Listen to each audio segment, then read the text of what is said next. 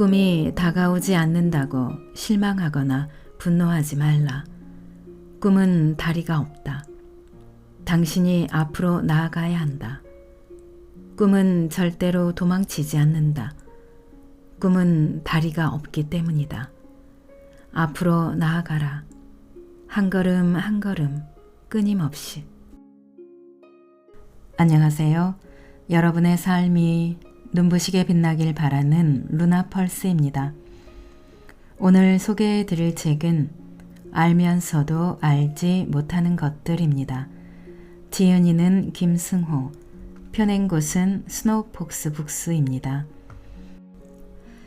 이 책은 김밥 파는 CEO, 사장을 가르치는 사장, 공정거래 서비스 안내문으로 유명한 슈퍼리치 김승호 회장이 지난 30년간 성공과 실패의 경험에서 배우고 깨달은 부와 삶의 지혜를 이 한 권의 책에 담아냈습니다. 1987년 가족과 함께 미국으로 건너간 저자는 텍사스주 휴스턴의 흑인 동네에서 아버지와 함께 사업을 시작했다고 합니다. 이불가게, 한국식품점, 지역신문사, 컴퓨터 조립회사 등 이런저런 사업에 도전했으나 모두 실패였다고 하지요. 그러나 현재 세계 1위의 도시락 회사 CEO가 되었습니다. 알면서도 알지 못하는 것들. 이 책은 가장 성공한 재미 한국인 10인 중 한 명인 사업가 김승호 회장의 드라마 같은 성공 스토리이면서 인생 전반에 대한 그의 통찰을 담은 생각 노트입니다. 이 책의 표지에 이렇게 쓰여 있습니다. 아버지가 아들에게 남기려는 마음으로 쓴 책. 성공한 사람이 비범한 것이 아니라 평범한 일을 지속하는 사람이 비범해지는 것입니다. 책의 목차를 말씀드리겠습니다. 1장, 부를 이루는 길. 2장, 사업을 하려는 사람에게. 3장, 아름다운 사람으로 산다는 것, 그리고 남는다는 것. 4장, 조금은 느슨하게 함께하는 삶에 대하여. 5장, 인생 어느 모퉁이에서 깨달음의 순간. 6장, 자연, 그 순수한 순리를 따라 입니다. 이 중에서 저자의 인생 철학이 담긴 3편을 골라 낭독해 드리겠습니다. 오늘도 책과 함께 편안하고 따스한 시간 되시기 바랍니다. 그래서 무엇을 했는가? 얼마나 오래 했는가? 나는 줄기차게 그 사람의 크기는 그 사람의 생각의 크기라고 말해왔다. 그런데 이 크기를 실제로 현실에서 만들어내는 도구는 끈기와 기계다. 이 두 가지가 없으면 생각을 현실화할 수 없다. 평범한 사람도 끈기가 있으면 비범해지고 비범한 사람도 끈기가 없으면 평범한 사람이 된다. 끈기는 모든 것을 이겨낸다. 세상은 기다릴 줄 아는 사람에게 보상한다. 기회는 항상 다시 돌아오는데 끈기가 없으면 돌아오는 것을 보기 전에 그만두게 된다. 이회수의 존버 정신은 존중받을 만하다. 어떤 분야에 있는 사람일지라도 성공과 가장 큰 상관관계가 있는 개인적 품성이라면 나는 당연히 끈기를 첫 번째로 본다.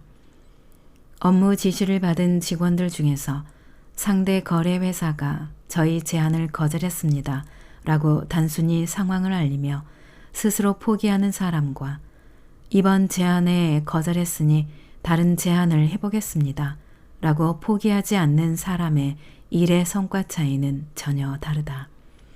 끝까지 해내려는 의지가 있음을 상대가 알면 함부로 버려두지 않는다. 싸움에서 내가 아무리 힘이 강해도 상대가 이 싸움에서 죽기 살기로 마음먹고 덤비면 이길 방법이 없다. 내가 그를 실제로 죽일 수 있는 상황이 아니라면 오히려 상대를 존중하거나 달래야 한다. 끈기는 성공을 잡기 위한 위대한 무기다. 끈기를 대신할 만한 것은 거의 없다. 똑똑한 사람이 다 성공하는 것은 아니다. 천재라고 다 성공하는 것도 아니다. 똑똑하고 천재적이고 재능이 많고 돈이 많고 교육을 많이 받은 사람 중에도 낙오자들이 수두룩하다. 모두 끈기를 갖추지 못했기 때문이다. 능력의 다른 말은 끈기다. 언젠가 울타리를 잠그는 열쇠를 잃어버려 자물쇠를 부셔야 할 일이 있었다. 망치로 10번을 내리치고 20번을 내리쳐도 꼼짝을 하지 않았다. 작은 망치로 상업용 대형 자물쇠를 부셔서 연다는 것은 어림도 없어 보였다. 마사지 받는 것처럼 자물쇠는 태어냈다. 어떤 사람은 이런 경우에 서너 번 쳐보고 포기할 것이고 일부는 20번쯤 하다가 그만둘 것이다. 내가 끊임없이 쳐본 이유는 망치가 부러지지 않았기 때문이다. 망치가 부러지기 전까지는 그만두면 안 된다. 결국 100번 가까이 치자 한 방에 후두둑 자물쇠 고리가 부서졌다. 끈기 있는 작은 반복에 대형 자물쇠도 버틸 재간이 없었던 모양이다. 누군가에게 거절당하거나 어떤 일에 실패했을 때 당신은 몇 번까지 다시 도전해 봤는가? 대부분은 바로 그 자리에서 포기한다. 그리고 그 포기를 예의, 배려, 적절치 않은 시기, 재도전 등으로 표현하지만 핑계를 다른 말로 표현했을 뿐이다. 힘들 때나 어려울 때나 꾸준히 묵묵히 계속하는 것. 이것보다 무서운 힘은 없다. 가장 어려운 것을 가장 쉽게 해결하는 능력이고 가장 쉬운 것 같아도 가장 어려운 일이다. 보통의 경쟁에서는 힘이 강한 자가 이긴다. 그런데 힘이 강하다는 뜻은 외적 덩치나 자산을 말하지 않는다. 그것은 얻어맞더라도 굴복하지 않겠다는 내적 결심을 말한다. 그 정도면 잘했어 라는 말을 듣기 바란다면 무언가를 이룰 생각은 포기해야 한다. 나는 꿈이 있다 라고 말하는 사람에게 묻고 싶다. 그래서 무엇을 했는가? 얼마나 오래 했는가? 누군가 꿈을 가져다 주길 바랐거나 우연한 요행이 생기기 바랐다면 틀린 생각이다. 그런 사람은 나는 꿈이 있었다 라고 말하며 살게 될 뿐이다. 성공한 사람에 대한 평가 중에 운, 기회, 용기, 단호한 결정, 재능으로 불리는 모든 요소 뒤엔 끈기가 버티고 있음을 알아야 한다. 마지막 한 방, 모퉁이 끝, 기절 직전까지 자신을 몰아본 적이 있는가? 절대 느린 것을 염려하지 마라. 멈추는 것을 염려하라. 좋은 사람은 계속 성장한다. 조금씩이라도 성장하면 절대로 버리지 말라. 그러나 멈추면 살펴라. 멈추면 썩는다. 썩으면 주변까지 상하게 된다. 아무리 위대한 사람도 멈춘 사람은 상한다. 그러니 고개를 번쩍 들고 세상을 똑바로 보고 굳건히 달려나가라. 인생이란 불가능한 것을 이루기 위해 노력하는 시간만으로도 부족하다. 실패한 것을 후회하기엔 시간이 없다. 이루고 싶다면 싸워 이기면 된다. 이기지 못하겠으면 노력하면 된다. 노력하기 싫으면 포기하고 인정하면 된다. 기계가 있는 사람은 포기하기 싫어한다. 포기하지 않으면 이긴다. 이긴 자는 이룬다. 끈기와 기계만 있으면 누구든지 성공한다. 풍년심. 기라는 아름다운 동물이 있었다. 이 동물은 발이 하나였다. 이 동물은 발이 하나밖에 없기에 발이 100여 개 되는 지네를 부러워했다. 지네는 발이 없는 뱀을 부러워했다. 발이 없어도 잘 돌아다니는 뱀이 부러웠다. 뱀은 어디든 갈 수 있는 바람을 부러워했다. 바람은 가지 않아도 멀리 볼 수 있는 눈을 부러워했다. 눈에게도 부러워하는 것이 있었는데 보지 않고도 무엇이든 상상할 수 있고 어디든지 갈 수 있는 마음을 부러워했다. 하지만 최고의 부러움을 받고 있는 마음은 형체와 형상을 가진 아름다운 동물 기를 부러워했다. 이 이야기는 장자 추수편에 소개된 풍년심이란 제목의 바람은 마음을 부러워한다는 뜻을 가진 내용이다. 세상이 힘든 이유는 욕심과 부러움 때문이다. 만족은 내가 가진 것이 많아서 느끼는 감정이 아니다. 아무리 많은 재산과 권력이 있어도 만족할 수 없는 것이 있다. 알렉산드로는 불과 20살의 왕이 됐다.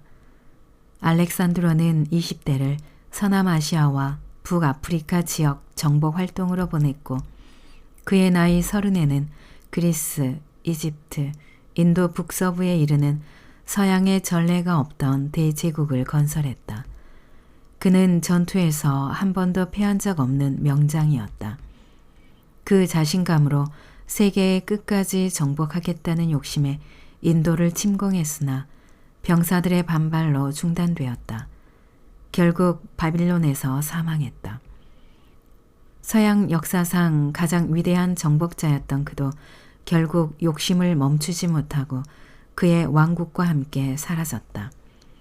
세상 누구와도 비교할 수 없는 재물과 권력을 가졌던 알렉산드로였지만 만족을 배우지 못한 것이다. 아무리 부자라도 나보다 더 큰 부자는 어디에나 있고 설령 세계에서 가장 큰 부자가 돼도 매년 부자 순위는 달라진다. 부자도 재력뿐 아니라 권력, 인기, 명성, 권위도 부러울 수 있으니 스스로 만족을 배우지 못하면 끝이 보이지 않는다. 그러나 만족하는 순간 비교할 이유가 없어져 굳이 명품으로 자신을 치장하지 않아도 스스로 가치가 생긴다. 소득이 높아지면 자신을 명품으로 치장할 의미가 없어져 오히려 브랜드 로고 없이도 훌륭한 제품을 선호하게 된다.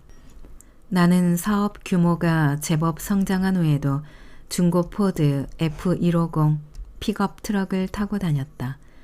직원들은 보상받은 BMW를 타고 다녔다. 저 회사가 괜히 직원들에게 호기를 부린 것 아니냐는 주변의 눈총을 받았을 당시는 픽업 트럭이 창피했었다. 하지만 나중에 사업이 더 번창해 현금으로 커다란 사옥을 사고 재력을 비교할 만한 주변인들이 사라지고 나니 이리저리 찌그러진 트럭을 타고 다니는 것이 자랑으로 바뀌었다. 나는 아직도 가끔 중고 트럭을 타고 다닌다.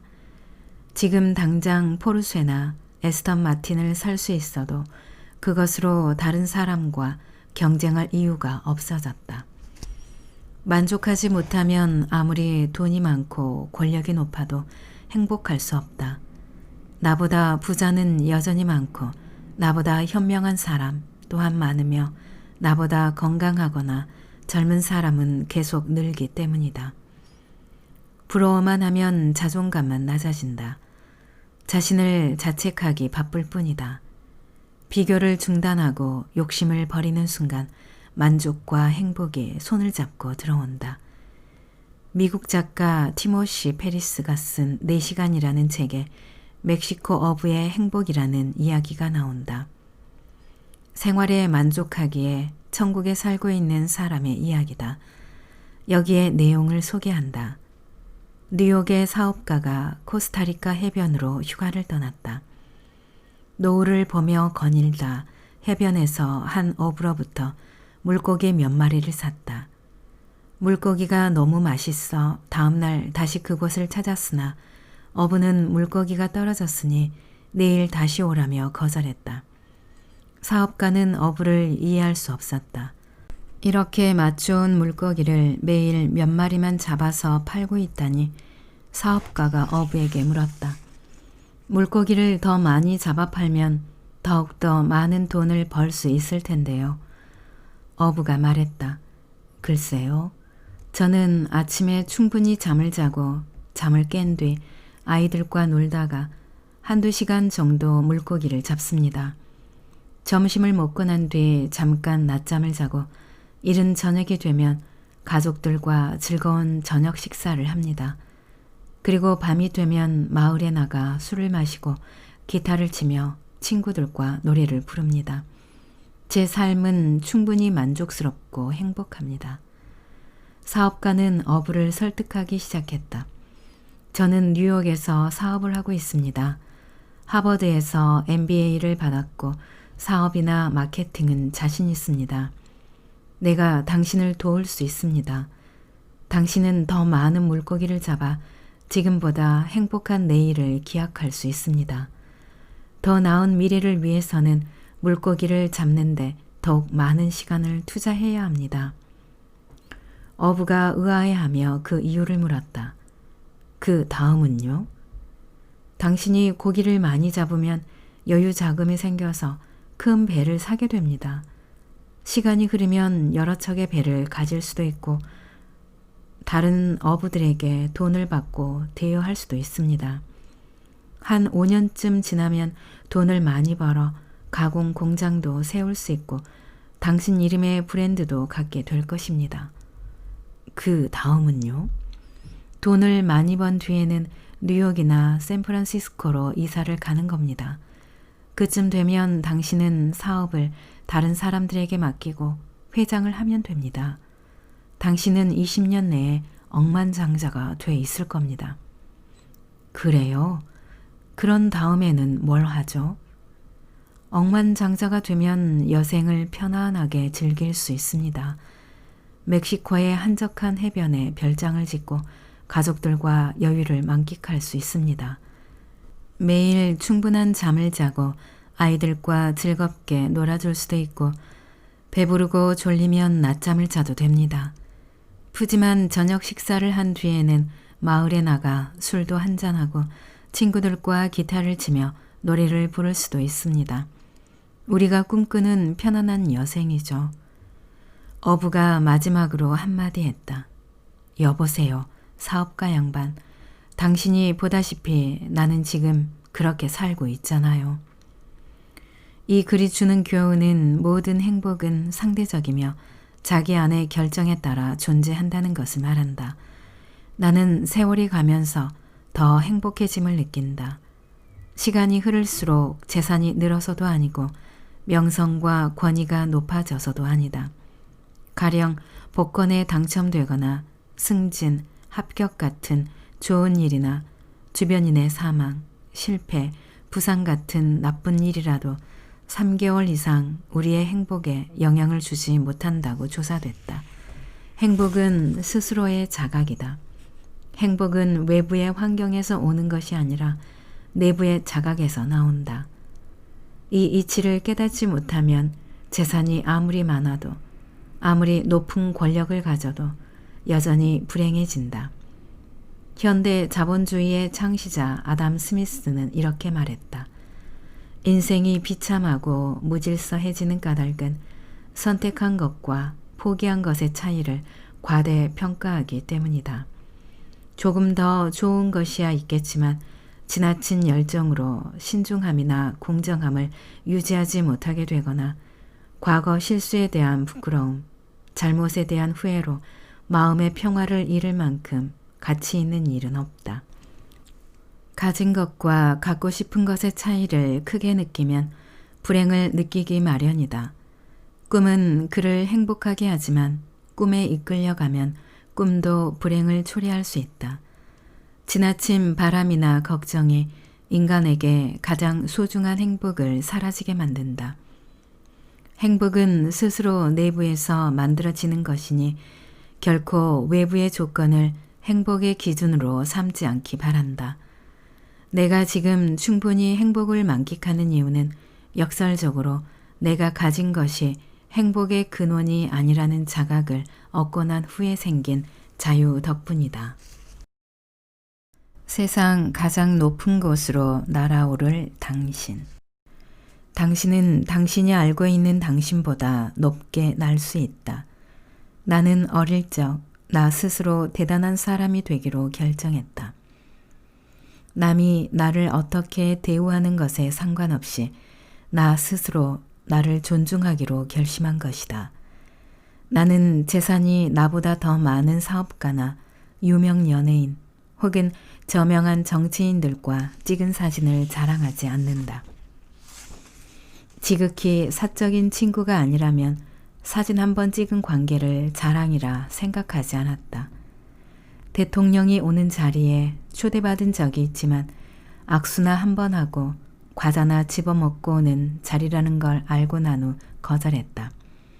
좋아하지도 않는 샴페인에 과자나 집어먹기보단 집에서 김치찌개를 먹으면서도 충분히 내 존엄을 유지할 수 있었기 때문이다.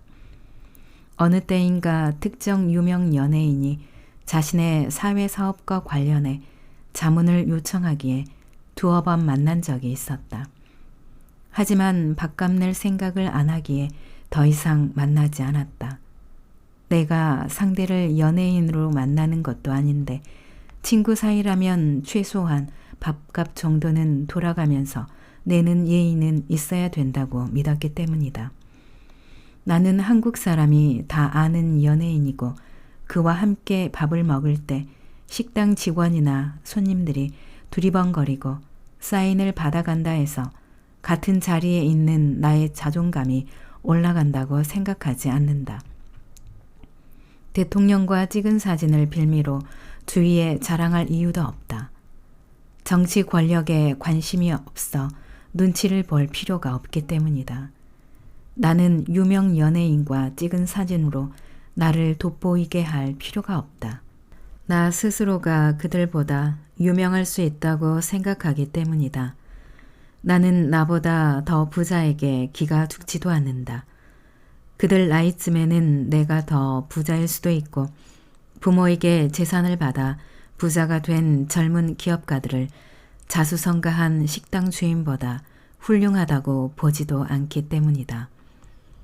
내가 유일하게 눈치를 보고 자랑할 사람들은 나보다 학문이 깊고 많은 책을 읽은 지식인들이나 지혜가 많은 선생들이다. 권력이나 인기엔 무심하고 재산은 있다가 없기도 하지만 지식과 지혜는 함부로 넘을 수 없기에 존중할 수밖에 없다. 또한 지식과 지혜는 그 앞에 고개를 숙여도 내게 굴욕감이나 자신감에 상처를 주지 않고 오히려 나를 더 높게 날 수 있게 돕는 도구이기에 얼마든지 존중을 표해도 상관이 없다. 스스로 자존감을 높이는 최선은 자신이 주변 환경에서 우위에 서는 것이다. 내 주변 환경에 내가 지배당하는 순간 나는 내 자존감을 유지할 수 없게 된다. 이웃의 평판에 눈치를 보고 시류에 따라 처지를 바꾸고 만나는 사람에게 모두 좋은 사람이 되려고 애쓰고 남의 말에 따라 자신의 행동을 바꾸면 결국 억압되어 모든 것에 지배당하고 낮은 대우를 받고 불행해진다. 또한 세상과의 관계 설정에서 겸손을 핑계로 자신을 낮은 단계에 놓으면 노예의 모습을 갖춘다. 자기 스스로 지은 감옥에 갇히는 것이다. 남의 눈치를 보며 자신의 행동을 결정하고 자유보다 감옥이 더 안전하다고 느끼게 된다. 자유를 부담스러워하고 남에게 내 자유를 가져가 달라고 결정권 자체를 양보한다. 이런 사람은 엄격한 규칙과 제도를 기꺼이 감당하며 축제가 열리면 참여자가 아닌 행사 도우미로 자신을 낮춰놓는다. 자신의 인생이란 축제에도 여전히 남처럼 행사 도우미가 되는 것이다.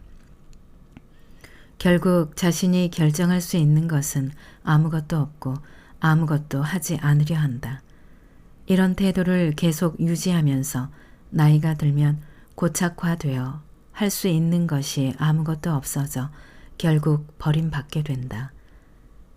버림받은 후엔 스스로 무슨 일이 일어났는지 모른다. 자신은 항상 남을 배려하고 존중하고 착하게 열심히 살았는데 왜 내게 이런 대우를 하는지 원망하게 된다. 동네에서 남편이 바람나면 동네 사람은 다 알아도 마누라만 모르듯이 주변 사람은 다 아는데 정작 본인은 무엇이 잘못인지조차도 모르는 것과 같은 이치다. 자신을 높이기 위해서는 스스로 자신에 대한 자존감을 높여야 한다. 자기 스스로가 얼마나 가치 있는지를 자각해야 한다. 외부 환경에 대한 자신의 위치를 재수정하기 위해 환경의 변화에 능동적이고 적극적으로 대처해야 하는데 이를 위해선 정신차림이 필요하다. 흔히 정신을 차리고자 각오할 때 머리를 흔들어 시선을 똑바로 하곤 한다. 이처럼 세상에 대한 태도를 흔들어 수정한 후에 바로 세상을 마주 보는 것이다. 나 스스로 자존감을 높이려면 작은 성공이나 주변의 호의 혹은 칭찬만으로는 부족하다. 나에 대한 가치를 스스로 찾아내고 그에 걸맞은 행동을 하고 걸맞은 장소에 가야 한다. 어리석은 사람들과 명분 없는 술자리나 미팅을 자제하고 거만한 무리들이나 불량배들과 거리를 두어야 한다. 밝고 건강하고 배울 만한 곳을 찾아다니고 밝고 건강하고 배울 만한 사람들과 어울려야 한다. 어려서는 부모가 우리의 기준이 된다. 우리 엄마가 그랬어 라고 말하는 것처럼 말이다. 그러나 성장할수록 선생님 혹은 스승, 더 커서는 신문, 잡지, TV, 책 등으로 기준이 옮겨진다. 그렇게 자신의 인생관이나 세계관이 생기면서 가치관이 달라지듯 나의 기준을 점점 넓혀 가야 한다. 궁극적으로는 나와 온 세상이 같아져서 세상 전체와 내가 견주어야 할 정도로 자라야 한다. 나 없이 존재하는 이 세상은 아무 의미가 없다. 그러므로 나는 이 세상이고 이 세상이 나다. 그걸 명확히 인지하게 되면 절대로 나를 함부로 대할 수 없고 어느 누구도 나를 함부로 하게 내버려 두지 않을 것이다. 이런 인식에서 자존감이 탄생한다. 이 자존감을 갖지 못하면 자유를 얻을 수 없고 자유가 없으면 행복할 수 없다. 자존감이 파괴되면 모든 것을 잃는다. 그렇기에 우리는 현실과 맞서 싸우고 저항하고 의문을 갖고 행동하는 것을 주저하면 안 된다. 세상은 항상 변화하기 때문에 변화에 끌려다닐 것이 아니라 변화를 주도하고 변화를 이끄는 사람이 되어야 한다. 자존감이 충분하면 누구와 비교해 자신을 평가하지 않게 된다. 나 스스로 가장 높은 곳에 있기에 비교할 이유도 방법도 없다. 이때야 비로소 막힘이 없어져 시야가 넓어지고 보는 만큼 자유롭게 되고 사랑하게 되며 행복을 얻게 된다. 그것은 내가 언제라도 이 세상을 움직이는 가장 근원적인 힘과 언제든 함께하고 소통할 수 있다는 자신감의 바탕이 되기 때문이다. 이 세상에서 가장 높은 곳으로 날아올라 세상 전체를 한눈에 넣어라. 이것은 모두에게 반드시 필요한 것이다. 그렇지 않으면 나는 안개처럼 사라져 버릴 것이기 때문이다. 자전거는 정지하면 쓰러지고 회사는 성장하지 않으면 망치며 소통하지 않는 인간은 살아서 죽고 이익이 늘지 않는 자본은 붕괴되며 변화하지 않는 유행은 사라지기 마련이다. 자존감을 가지면 나아가고 성장하고 변하고 소통한다. 나는 위대하다. 나는 생각하는 독립된 인격체이다. 나는 모든 우주와 동등하다. 나는 이 세상 전체를 대변한다. 나는 나 스스로가 하나의 우주다. 그러므로 나는 우주를 대표해서 고결하게 행동할 것이며 우주 전체의 모든 생명과 공존할 것이고 어느 누구도 함부로 나를 대하지 않도록 할 것이다. 결국 스스로 자기 자신을 어떻게 대접하느냐에 따라 세상도 나를 어떻게 대접할 것인가를 결정하기 때문이다.